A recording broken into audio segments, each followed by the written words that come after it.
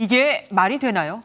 국정원이 선관위의 선거 관리 시스템에 침투하는 방식으로 보안을 점검해 본 결과 해킹에 그대로 노출이 되는 것으로 확인됐습니다.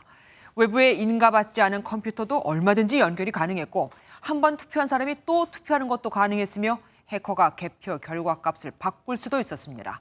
국정원 말대로라면 얼마든지 투표 개표가 조작될 수 있는 거죠.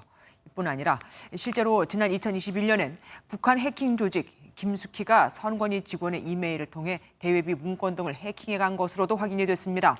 내년 총선을 앞두고 걱정이 이만저만이 아닌데 선관위는 기술적인 문제일 뿐 해킹은 현실적으로 불가능하다며 반박했습니다. 첫 소식 김태희 기자가 보도합니다. 선거관리위원회가 국정원의 보안 점검을 받기로 한 건 지난 5월입니다. 이전까지 선관위는 북한 해킹 공격으로 점검이 필요하다는 국가정보원의 요구를 정치적 논란의 이유로 거부해왔습니다. 7건의 북한 사이버 공격 중에서 1건을 제외하고는 나머지 6건에 대해서는 인지 자체를 못했던.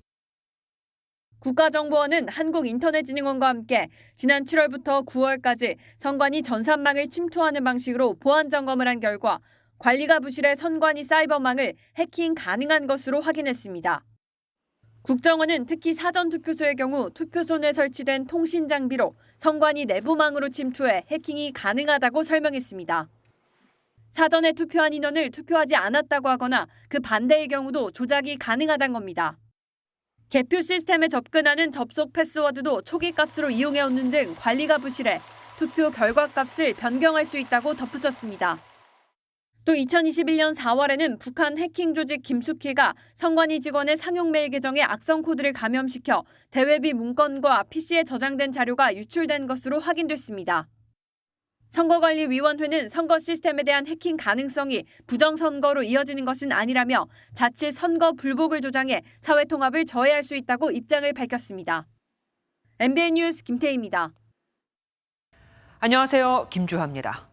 공정하고 신속한 MBN 뉴스, 유튜브를 통해서도 만나보실 수 있습니다.